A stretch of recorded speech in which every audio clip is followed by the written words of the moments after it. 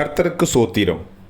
இன்றைய வேத வசனம் 142 சங்கீதம் 5 கர்த்தாவே, உம்மை நோக்கி கூப்பிடுகிறேன்.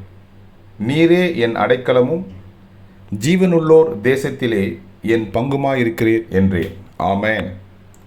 142 சங்கீதம் 5 கர்த்தாவே, உம்மை நோக்கி கூப்பிடுகிறேன்.